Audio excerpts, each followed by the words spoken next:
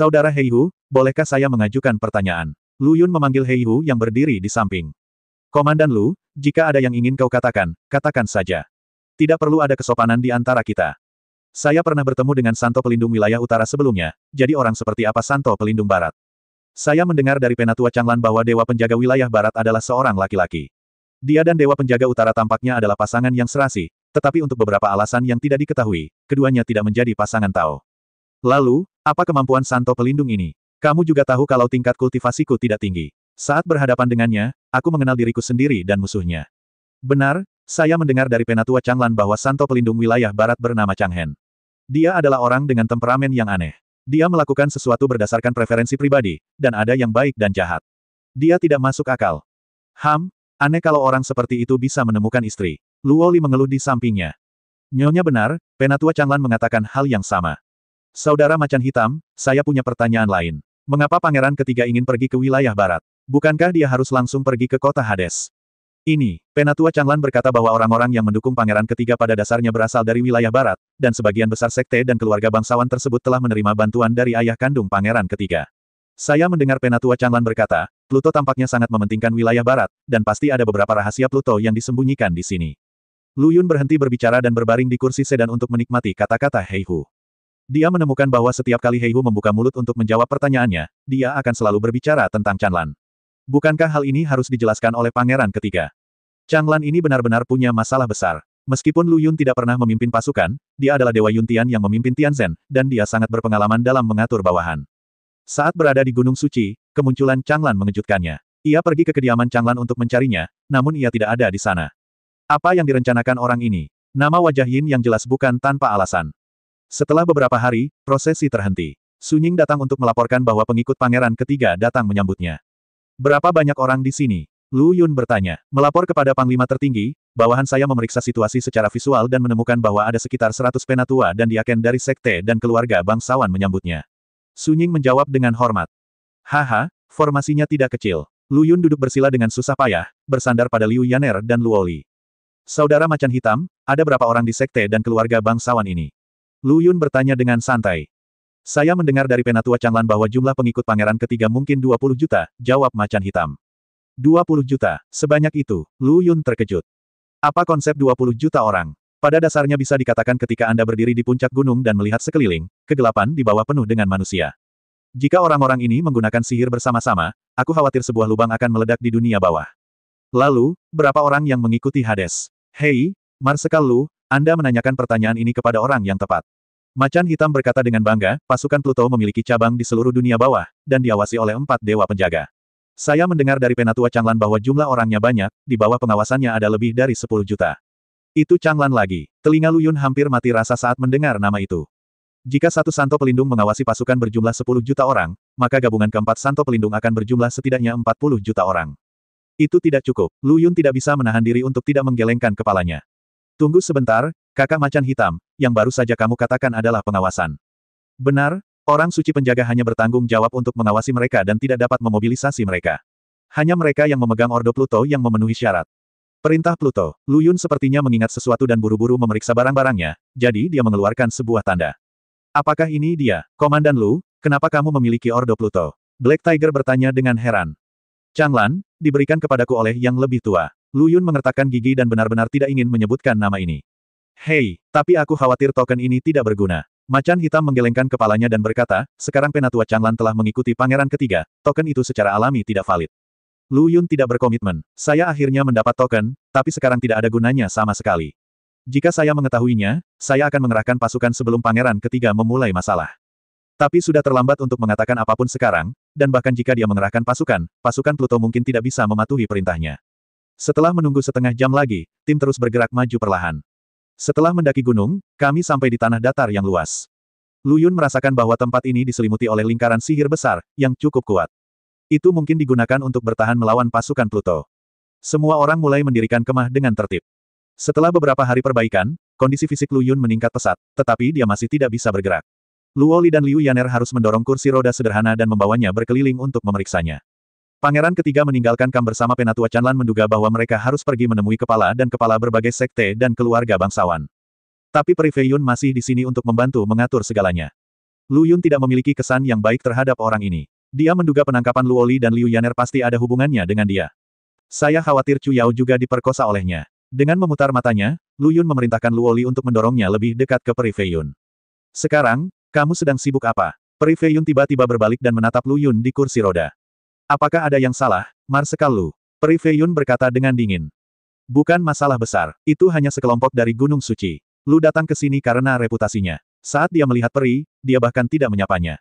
Terima kasih, Marsekal Lu.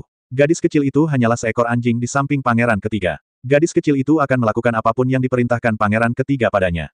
Kata-kata Fei Yun sekarang sangat tidak menyenangkan, dan Lu Yun memahami arti mendasar dari kata-katanya, yaitu, jangan bertanya-tanya ketika Anda tidak ada pekerjaan, dan lakukan saja apa yang perlu Anda lakukan. Ekspresi Lu Yun tetap tidak berubah dan dia tersenyum dan berkata, sekarang dia setia kepada pangeran ketiga, tidak seperti orang luar seperti kita. Dia mengangkat matanya dan melihat sekeliling. Saya mendengar bahwa di pesta-pesta sebelumnya, para jenius berkomunikasi satu sama lain. Saya tidak menyangka kali ini akan menjadi kejayaan terakhir Gunung Suci. Apa yang dimaksud Marsekal Lu dengan ini? Apakah maksudmu status Gunung Suciku tidak terjamin? Peri Fei Yun bertanya dengan cemberut. Pangeran ketiga sekarang telah memberontak melawan Pluto, jadi Pluto tentu saja tidak akan melepaskannya.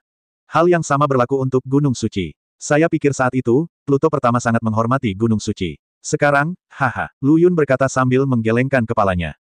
Wajah Peri Fei Yun tiba-tiba menjadi gelap dan dadanya naik turun dengan cepat, jelas terstimulasi oleh kata-kata Lu Yun.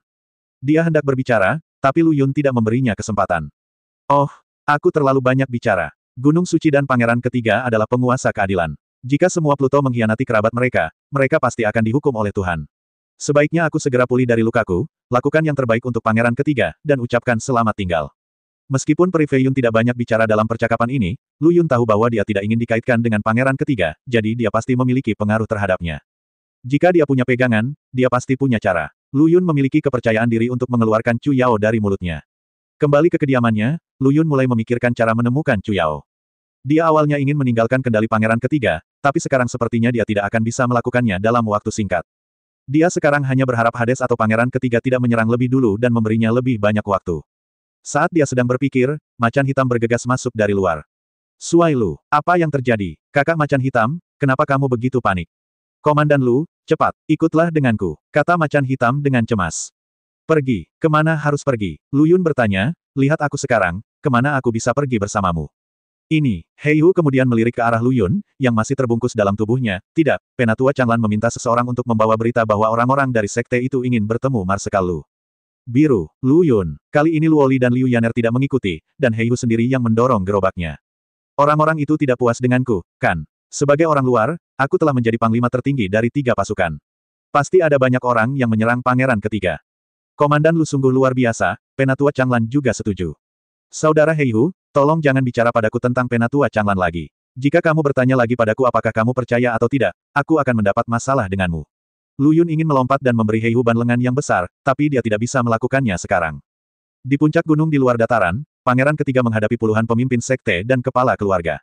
Hanya saja wajah Pangeran Ketiga jelek, dan kedua belah pihak saling berperang. Semuanya, mohon percaya pada pendapat saya. Meskipun kultivasi orang ini tidak tinggi, prestisenya sangat tinggi. Semua komandan lainnya mengaguminya. Dalam pertempuran di Gunung Suci, dia sendirian mengalahkan ribuan pasukan dan melukai para santo pelindung wilayah utara, serta kakak laki-laki tertua saya. Petik 2.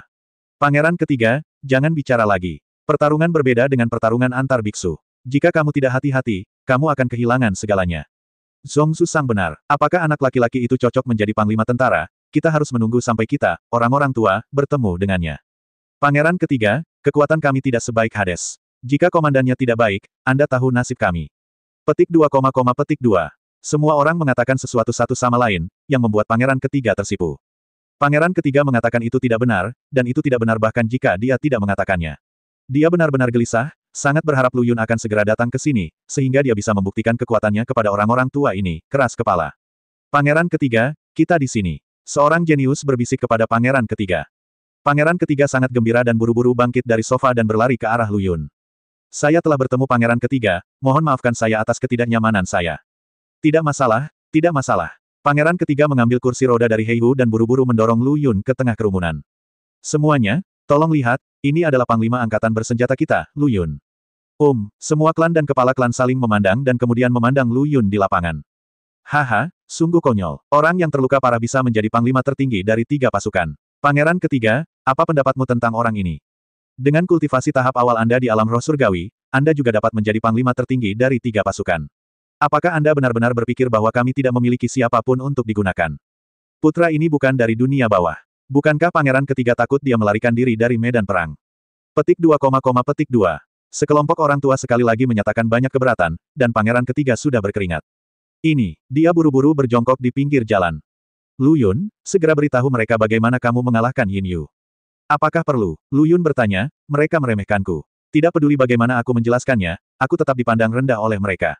Lalu, apa yang harus aku lakukan? Aku bisa mempercayaimu, dan kamu juga menyelamatkan hidupku. Aku bukan tipe orang yang tidak tahu berterima kasih.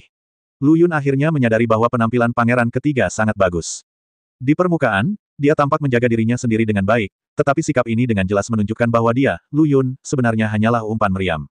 Lu Yun marah, tapi tidak nyaman baginya untuk mengungkapkan kemarahannya sekarang. Pangeran ketiga, silakan kembali ke tempat dudukmu dan duduklah dengan tenang.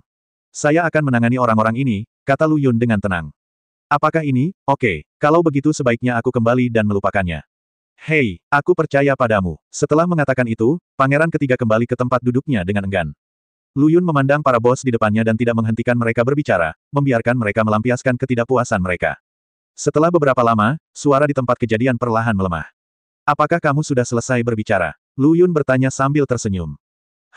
Nak, aku menyarankanmu untuk lebih bijaksana dan keluar dari dunia bawah. Semua yang ada di sini tidak ada hubungannya denganmu. Ya, pangeran ketiga seharusnya tidak mempercayakanmu dengan tanggung jawab yang begitu berat. Jika perang berjalan buruk, hal terburuk yang bisa kamu lakukan adalah pergi. Tapi akar kami ada di dunia bawah, dan kami tidak bebas dan semudah itu, seperti kamu. Nak, tidak peduli metode apa yang kamu gunakan untuk membingungkan pangeran ketiga, kami tidak akan menerima tipuanmu. Setelah semua orang selesai berbicara, Lu Yun merentangkan tangannya. Hei, kamu baik-baik saja. Sepertinya saya harus benar-benar mundur dari jabatan Panglima Angkatan Bersenjata. Pangeran ketiga di belakang Lu Yun tidak lagi tenang. Namun, jika saya pergi, tidak ada seorang pun di antara Anda yang dapat memikul tanggung jawab penting ini. Saya tidak berbicara tentang satu orang, saya berbicara tentang Anda semua. Anda tidak layak. Begitu Lu Yun mengatakan ini, seluruh penonton langsung meledak. Nak, beraninya kamu mengucapkan kata-kata sombong seperti itu, kamu sangat tidak sabar. Itu sungguh arogan dan sombong. Berhentilah bicara omong kosong padanya. Jika pangeran ketiga tidak mengeksekusi orang ini hari ini, kami akan segera menarik pasukan kami. Petik 2, petik 2. Mendengar perkataan semua orang, pangeran ketiga menjadi semakin panik. Ini semua adalah kartu trufnya. Jika sekte dan keluarga bangsawan ini tidak mendukungnya, pemberontakannya hanya akan menjadi lelucon. Dia terus menyeka keringat dinginnya dan terus menatap Lu Yun, yang tidak panik di lapangan. Dan semua inilah yang diinginkan Lu Yun. Ada senyuman menarik di wajahnya, rasa jijik di matanya, dan dengusan dingin di tenggorokannya. Seorang lelaki tua yang duduk di depan mendengar dengusan dingin dan langsung berkata dengan lantang, Nak, beraninya kamu menertawakan kami. Beraninya kamu. Saya pernah memimpin 3 pasukan. Lu Yun tiba-tiba berteriak. Adegan itu tiba-tiba menjadi sunyi. Siapakah di antara kalian yang pernah memegang komando? Lu Yun mengangkat kepalanya dan mengamati semua orang. Aku mengalahkan pasukan lapis baja Yin Yu hanya dengan 1 orang, siapa di antara kalian yang bisa? Dia mengamati kerumunan itu lagi dan melihat bahwa semua orang tua yang keras kepala ini menundukkan kepala dan tetap diam. Aku punya Ordo Pluto, siapa di antara kalian yang memilikinya? Saat dia berbicara, dia mengeluarkan token Pluto dan mengangkatnya tinggi-tinggi di udara. Saat ini, semua orang di tempat kejadian tidak lagi tenang. Mereka lebih tahu dari siapapun apa itu Ordo Pluto. Itu adalah sesuatu yang hanya dimiliki dan dapat diawasi oleh Dewa Penjaga. Lu Yun mencibir dalam hatinya, dia tidak menyangka Ordo Pluto yang tidak berguna ini bisa menggertak orang-orang ini dengan mudah. Meskipun aku bukan dari dunia bawah, lalu kenapa? Pangeran ketiga sangat menghormatiku, bagaimana aku bisa meninggalkan pangeran ketiga? Lagi pula, aku telah bersumpah besar kepada Tao. Saat ini, Lu Yun tiba-tiba berdiri. Adapun kultivasi saya terlalu lemah, siapapun yang tidak puas bisa bersaing dengan saya. Jika saya kalah, saya akan bunuh diri. Lu Yun sangat memahami kebenaran bahwa jika dia ingin menjadi panglima tertinggi dari 3 pasukan, dia harus memiliki kekuatan tempur yang tak tertandingi. Inilah alasan mengapa dia mampu mengendalikan Tianxin. Jika Anda, sebagai seorang pelatih, tidak bisa mengalahkan siapapun, bahkan di medan perang pun, itu akan menjadi alasan kekalahan, apapun yang terjadi. Harus dikatakan bahwa meskipun Lu Yun terluka parah, momentumnya tidak melemah sama sekali, yang mengejutkan semua orang yang hadir. Pangeran ketiga diam-diam mengangkat ibu jarinya. Setelah beberapa lama, seseorang akhirnya berbicara. Kalau begitu, siapa yang akan mempelajari keterampilan uniknya terlebih dahulu? Kata pemimpin Sekte Sang. Aku akan melakukannya. Saya melihat seorang pria parubaya berdiri dari sekelompok orang di barisan belakang, dan melompat ke depan Lu Yun. Sejujurnya, Lu Yun tidak takut berkelahi, tapi dalam kondisinya saat ini, dia bahkan tidak bisa berdiri kokoh, jadi bagaimana dia bisa mengambil tindakan. Dia awalnya ingin mengejutkan semua orang yang hadir, tapi yang tidak dia duga adalah tidak ada yang bisa diyakinkan olehnya. Oh, tolong beri pencerahan padaku. Lu Yun menangkupkan tangannya lalu mundur beberapa langkah. Macan hitam di sampingnya buru-buru mendorong kursi rodanya. Nak, kamu terluka parah sekarang. Kami tidak akan mengganggumu. Kami hanya akan bersaing denganmu 3 kali. Jika kamu memenangkan ketiga pertandingan, kami akan mengakui kamu sebagai panglima tertinggi. Master Sekte Sang berkata dengan dingin. 3 pertandingan, bukankah ini penindasan? Kalian yang berbadan sehat menindas saya, seorang pasien dengan mobilitas terbatas. Namun, Lu Yun tahu bahwa sekarang dia tidak punya jalan keluar, jadi dia berteriak, ayo. Saya Gan Liang, penguasa puncak panjang umur, mohon pencerahannya. Setelah dia selesai berbicara, orang-orangnya telah menyerangnya. Lu Yun mengertakkan gigi dan berbalik ke samping dengan susah payah. Perban di sekujur tubuhnya langsung hancur olehnya. Luar biasa, dia sudah terluka seperti ini, tapi dia masih bisa menghindari pukulan dengan level yang sama dengan mudah. Anak ini kelihatannya biasa saja, tapi saat dia benar-benar menggerakkan tangannya, gerakannya anggun sekali. Itu hanya penghindaran, tapi sebenarnya menyembunyikan banyak misteri. Qian Liang itu tidak bisa mengalahkannya. Petik 2, petik 2. Ketika Lu Yun mendengar kata-kata ini, dia berharap semua orang memberi mereka ban kapten yang besar. Saat ini, dia bahkan tidak bisa berdiri kokoh, tapi dia masih merangsangnya. Benar saja, saat Qian Liang mendengar kata-kata ini, wajah lamanya menjadi merah. Dia berteriak keras, langsung mengaktifkan kultivasinya, dan bergegas menuju Lu Yun lagi. Aku pisang, kamu semangka. Lu Yun tidak berani mengabaikannya, dan dengan susah payah dia mengaktifkan energi kekaisarannya, dan pada saat yang sama dia mengangkat tangannya dan meraih pergelangan tangan Gan Liang. Tiba-tiba, Qian Liang merasakan hisapan besar datang dari pergelangan tangannya. Lu Yun juga penasaran mengapa energi spiritual pihak lain memasuki tubuhnya begitu cepat. Bintang kelima, dia akhirnya menemukan inti masalahnya. Namun, perasaan energi spiritual yang memasuki tubuhnya begitu baik sehingga dia tidak bisa berhenti. Terakhir kali aku merasa seperti ini adalah ketika aku sedang menghisap esensi dan darah Dragon Cannon. Gan Liang sangat panik. Ia tidak pernah menyangka bahwa Lu Yun yang sudah setengah cacat masih bisa memiliki kemampuan seperti itu. Dia baru saja menjelajahi Lu Yun. Jika Lu Yun hampir tidak bisa bergerak, dia tidak akan bertindak seperti ini.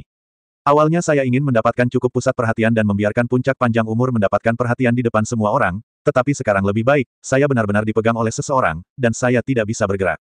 Namun, bakatnya tidak sia-sia. Kultivasinya di tahap awal alam spiritual hari itu adalah nyata.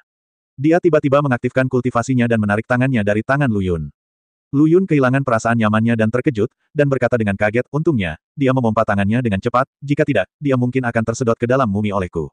Pada saat ini, kesehatannya telah meningkat pesat dan dia dapat menggerakkan tangan dan kakinya lebih baik. Jadi, dia memanfaatkan mundurnya lawan dan menendang Qian Liang ke tanah.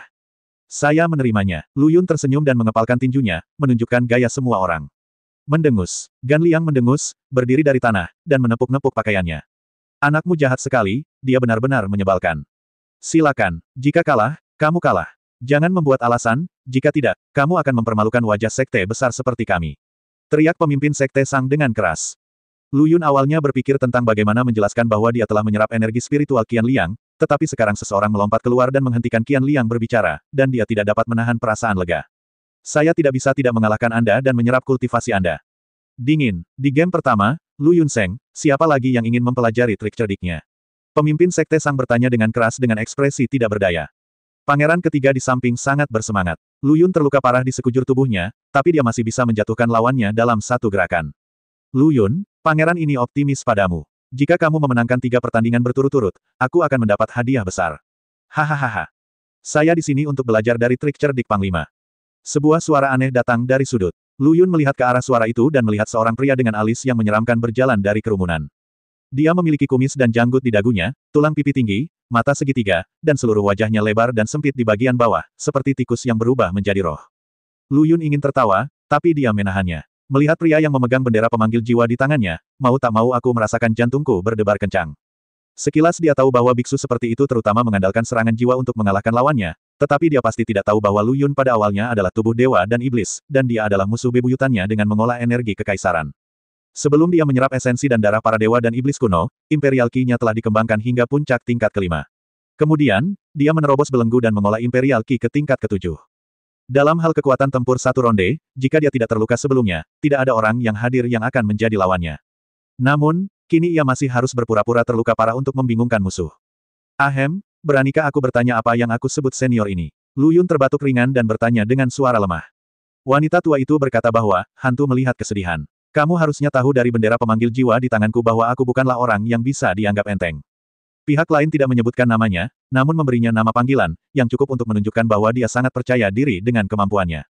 Lu Yun tidak banyak bicara, dia mengulurkan tangan dan memberi isyarat mengundang. Silakan, mudah diucapkan. Jian Gui Jianchou mengibarkan bendera pemanggil jiwa di tangannya, dan dua lonceng di atasnya tiba-tiba berbunyi. Lu Yun hanya merasa berada dalam kebingungan dan merasa sangat tidak nyaman. Tapi itu hanya tidak nyaman, dan dia tidak merasakan apa-apa lagi. Namun, dia tetap berpura-pura sakit kepala. Kemudian, dia memasang postur, seolah ingin melawan lawannya dengan putus asa. Gui Jianchou melihat begitu dia bergerak, Lu Yun sudah siap, mengira Lu Yun takut padanya, jadi momentumnya tiba-tiba meningkat. Bibirnya bergetar dengan cepat, dan suku kata yang tidak jelas keluar dari mulutnya satu demi satu. Orang baik, seberapa besar kamu membenciku? Dia benar-benar melafalkan mantra yang begitu panjang. Jika aku tidak bekerja sama, sepertinya dia tidak memiliki kemampuan. Jadi, dia berkata, aduh, tiba-tiba memegangi kepalanya dengan kedua tangan, fitur wajahnya berubah, dan dia berjongkok di tanah kesakitan. Hahaha, hantu itu tertawa ketika melihat ini. Nak, jangan salahkan aku karena kejam. Kamu sendiri yang menyebabkan semua ini. Awasi gerakanmu. Gui Jianchou merasa sangat bahagia saat melihat Lu Yun terlihat kesakitan. Dia masih berpikir, bagaimana mungkin Gan Liang tidak mampu menghadapi orang seperti itu. Ini sungguh konyol. Saat dia selesai melafalkan mantra, dua jiwa tiba-tiba melayang keluar dari bendera pemanggil jiwa dan terbang menuju Lu Yun dengan kecepatan yang terlihat dengan mata telanjang. Pada saat ini, Lu Yun tidak memperhatikan dua jiwa yang mendekatinya dengan cepat, dan masih memegangi kepalanya dan mengerang kesakitan. Semua orang yang hadir sangat gembira dan menyaksikan kedua jiwa itu masuk ke dalam kepala Lu Yun. Lu Yun berteriak, tubuhnya gemetar. Waktu yang lama. Tubuh Lu Yun masih gemetar, tapi Gui Jianchou di kejauhan merasa curiga. Itu tidak benar. Dulu, begitu jiwa dari bendera pemanggil jiwaku keluar, pihak lain akan menjadi gila atau jiwanya akan langsung ditelan. Tapi kenapa anak ini, gemetar sepanjang waktu? Hantu itu berpikir bahwa dia khawatir. Kalau begitu, aku akan memberinya lebih banyak kekuatan. Aku melihatnya mengibarkan bendera pemanggilan jiwa lagi, dan tiga jiwa lagi meraung dan bergegas menuju Lu Yun di depannya. Sama seperti sebelumnya, Lu Yun masih berteriak dan tubuhnya bergerak lebih keras. Namun, setelah beberapa saat, Lu Yun masih tidak bereaksi. Aneh, mungkinkah semua jiwa di bendera pemanggil jiwa telah dimakan habis? Dia mencoba menghubungi jiwa-jiwa di tubuh Lu Yun, tetapi dia menemukan bahwa kelima jiwanya seolah-olah hilang di laut, tanpa respon sama sekali. Nak, kamu berbohong padaku. Saat dia berbicara, dia melafalkan mantranya lagi, dan tiba-tiba, jiwa yang tak terhitung jumlahnya terbang keluar dari bendera pemanggil jiwa, langsung menutupi tubuh Lu Yun. Hahaha, hantu tua itu sudah lama tidak marah, dan hari ini dia benar-benar menggunakan jurus membunuh. Tidak, sepertinya pria tampan ini tidak akan segera mati. Jika kamu bisa membiarkan hantu tua itu menggunakan seluruh kekuatannya, anak ini akan dianggap layak atas kematiannya. Petik 2, petik 2.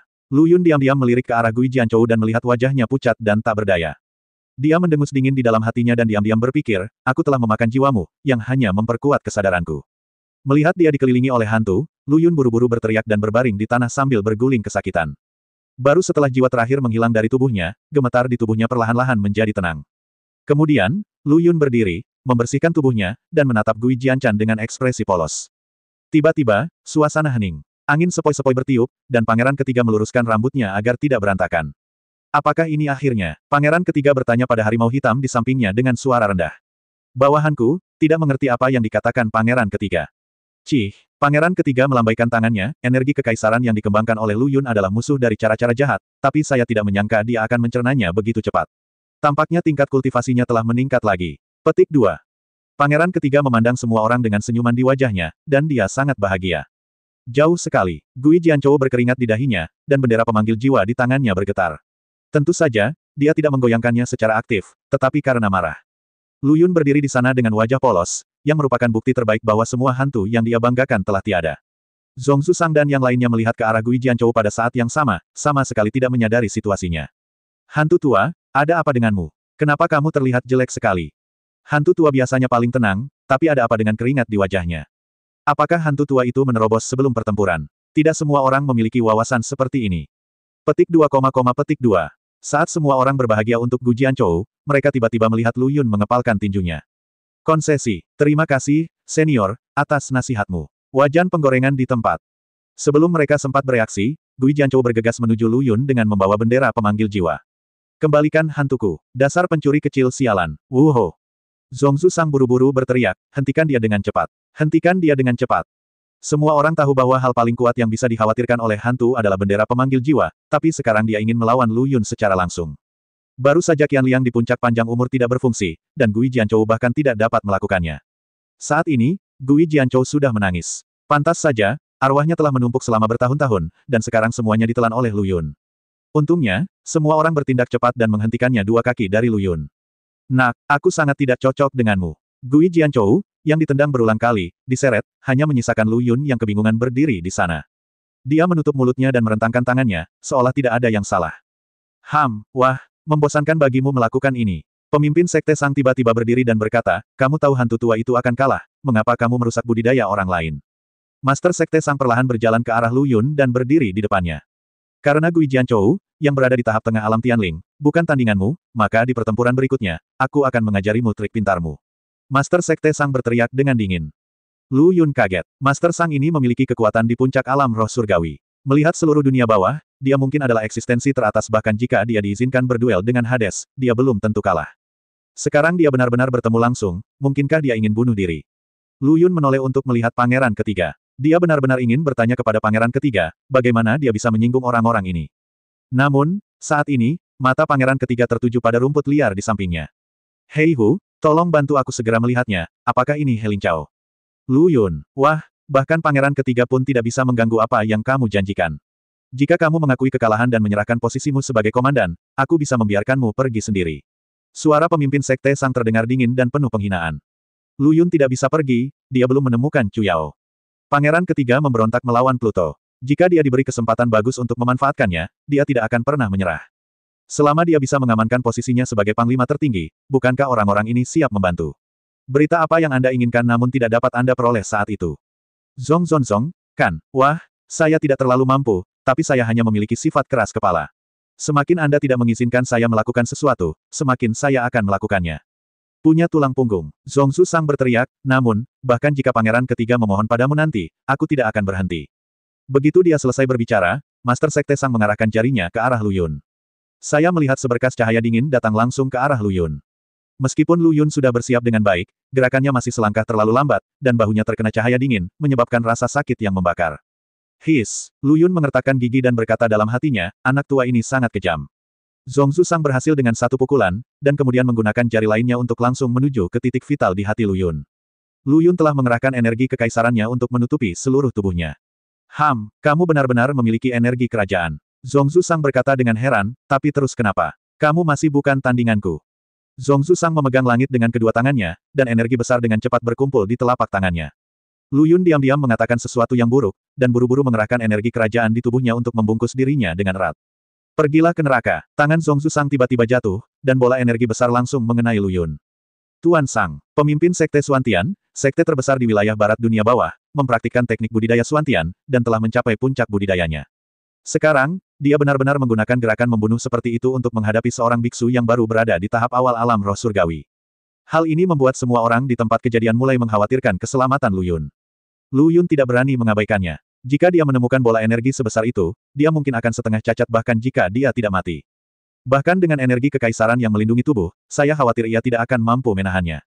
Oleh karena itu, Lu Yun menyerah dan berguling di tempat, langsung lari ke kaki pangeran ketiga. Kamu, pemimpin Sekte Sang sangat marah, kamu adil dan jujur dalam kompetisi dan mencari perlindungan dari orang lain. Kamu pikir kamu ini biksu seperti apa? Lu Yun menyeka keringat dingin di dahinya dan menatap Zong Su Sang sambil berdiri dengan cepat. Dia tidak peduli apa yang orang lain pikirkan tentang dirinya jika dia bisa menyelamatkan nyawanya. Kekuatan barusan begitu kuat sehingga sebuah gua tanpa dasar muncul di tempat Lu Yun berada. Zong Su Sang sudah lama tidak melakukan hal seperti ini. Dan itu adalah langkah mematikan sejak awal. Nyawa anak itu dalam bahaya. Petik 2, petik 2. Ketika Lu Yun kembali ke posisi semula, Sang Zongzu mengumpulkan kekuatannya lagi. Zongzu Sang, kamu tidak ingin aku hidup. Lu Yun berkata dengan dingin, jika aku tidak bersembunyi, aku mungkin akan pergi menemui kerabatku yang telah meninggal. Jika kamu melawanku, kamu harus bertekad untuk mati. Saya melihat Guru Sang menghilang dalam sekejap, dan ketika dia muncul kembali, dia datang tepat di depan Lu Yun. Lu Yun sudah bersiap, tapi langkahnya masih terlalu lambat. Sama seperti sebelumnya, dia tidak punya waktu untuk menghindar. Tinju Tuan Sang telah mengenai dada Lu Yun. Lu Yun seperti bulu, terbang mundur dengan ringan. Tapi ini belum berakhir, sosok Sang Zongzu menghilang lagi, dan sebelum Lu Yun mendarat, dia menyerang dengan pukulan lain. Lu Yun memuntahkan darah dari mulutnya dan menghantam tanah dengan keras. Namun, serangan Zhong Zusang datang lagi. Serangkaian serangan membuat Lu Yun tidak mampu melawan sama sekali. Darah berceceran di tempat kejadian, dan semua tulang di tubuh Lu Yun dipatahkan oleh Zhong Zusang, namun hal ini sepertinya tidak menenangkan amarah Zhong Zusang. Sekte dan keluarga bangsawan lain memalingkan muka. Bahkan pangeran ketiga tidak tahan melihat langsung ke arahnya. Terlalu kejam, macan hitam, yang matanya kusam, sudah menitikkan air mata. Setelah Lu Yun tenggelam jauh ke dalam tanah, guru sang perlahan-lahan berhenti. Rentan. Dia berbalik dan berjalan kembali, orang seperti itu tidak layak menjadi panglima angkatan bersenjata. Pangeran ketiga harus mencari orang lain. Namun, saat Sang Zhongzu hendak kembali ke tempat duduknya, bulu-bulu di sekujur tubuhnya langsung berdiri. Rasanya seperti sekarat, jantungnya berhenti berdetak dan dia sama sekali tidak bisa bergerak. Bukankah menyenangkan melakukan tes sederhana? Suara itu datang dari Lu Yun tidak jauh dari situ. Mengapa kita harus membunuh mereka semua? Semua orang yang hadir mengikuti suara tersebut dan melihat lengan Lu Yun yang telah lama tertekuk digerakkan. Zhongzu Sang tiba-tiba berbalik dan menatap Lu Yun yang perlahan bangun dengan ekspresi terkejut di wajahnya. Tidak, ini tidak mungkin. Terlihat kaki Lu Yun telah kehilangan bentuk aslinya, namun ketika dia berdiri dengan gemetar, terdengar suara tulang yang meledak.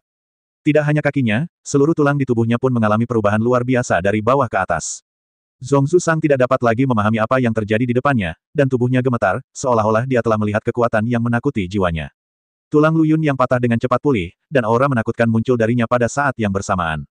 Itulah kekuatan dari zaman kuno. Dan semua ini, hanya Lu Yun sendiri yang tahu, tubuh dewa dan iblisnya sedang meletus sepenuhnya, memperbaiki tubuhnya yang rusak. Meskipun perasaan ini bukanlah sesuatu yang dapat ditanggung oleh orang biasa, dia menikmatinya. Lambat laun, kaki yang tertekuk menjadi lurus kembali, dan lengan yang patah pulih kembali. Semua tulang di tubuhnya mengeluarkan suara, gaba, gaba, dan di saat yang sama, lampu merah menyelimuti seluruh tubuhnya. Akhirnya, Lu Yun menutup matanya dan menggerakkan lehernya membentuk lingkaran. Matanya tiba-tiba terbuka, dan dua sinar cahaya menghilang di matanya. Pengalaman ini benar-benar tak terlupakan. Lu Yun menghela nafas gembira. Pada saat ini, dia sepertinya terlahir kembali. Dia merasa segar dan belum pernah merasa senyaman ini sebelumnya. Pangeran ketiga tertegun, menatap Lu Yun dengan saksama, dan mengulurkan tangan untuk mendorong Hei Hu di sampingnya. Hei, apakah orang itu masih Lu Yun? Seharusnya, tetap saja benar. Di bawah, para bos dari berbagai sekte dan keluarga bangsawan terkejut dan tidak bisa berkata-kata. Belum lagi Lu Yun dipukuli seperti ini oleh Tuan Sang. Bahkan jika ada orang lain yang berakhir seperti Lu Yun, mereka akan mati berkali-kali. Namun, pria yang dipanggil, Lu Yun, oleh pangeran ketiga ini sebenarnya sedang berdiri di depan semua orang yang masih hidup saat ini. Kamu, aku tidak tahu metode rahasia apa yang kamu gunakan, tapi semua ajaran sesat tidak akan terlihat olehku. Saya melihat Guru Sang meledak dengan seluruh momentumnya lagi. Aku bisa mematahkan semua tulangmu sekali, dan aku bisa mematahkannya untuk kedua dan ketiga kalinya. Bahkan berkali-kali pun, aku masih tidak bisa membangunkanmu. Saat dia berbicara, sosok Sang Zhongzu menghilang lagi. Mendengus. Sebelum dengusan dingin Lu Yun berhenti, dia sudah menggenggam tangan Zhongzu Sang di tangannya. Bagaimana ini mungkin? Sebelum Tuan Sang sempat bereaksi, tinju Lu Yun telah mengenai tubuh Tuan Sang. Bang! Tubuh Zhongzu Sang seperti bola meriam yang ditembakkan dari ruangan, menghantam gunung yang jaraknya 100 kaki. Rahang Lu Yun ternganga karena pukulan ini. Terlepas dari potensi ledakannya, banyak orang berbakat yang mempertaruhkan nyawanya untuk bertahan hidup, tetapi orang seperti Lu Yun tidak pernah terdengar oleh semua orang. Kuncinya adalah mereka tidak merasakan semburan aura apapun dari tubuh Lu Yun. Takut, betapa menakutkannya, semua orang meringis. Pangeran ketiga tersenyum. Oke, hahaha. Dia tertawa dan turun dari sofa, dengan cepat berjalan ke sisi Lu Yun. Seperti yang kuduga, aku memiliki mata yang kejam. Lu Yun, kamu adalah orang yang paling cocok untuk menjadi panglima tertinggi yang pernah kulihat. Benarkah? Lu Yun memutar matanya, lalu berkata dengan dingin, Pangeran ketiga, di mana hadiah yang dijanjikan? Aku menginginkannya sekarang. Baiklah, aku menepati janjiku. Saat aku kembali ke Kam nanti, aku akan memberimu hadiah yang besar. Tidak, aku bilang, aku menginginkannya sekarang. Tidak ada keraguan dalam nada bicara Lu Yun bahwa meskipun dia adalah pangeran ketiga, dia masih diam sekarang. Dia hanya melihat momentum seperti ini di Hades saat ini. Dia buru-buru melepas cincin penyimpanan dari tangannya dan menaruhnya ke tangan Lu Yun dengan panik. Komandan Lu, ini hanya sebagian kecil. Pangeran lain benar-benar tidak memilikinya. Saya akan memerintahkan seseorang untuk mengambilnya. Pangeran ketiga berbalik dengan cepat. Hei Hu, cepat pergi. Hai, mendengus. Lu Yun mendengus dingin dan terbang dalam sekejap.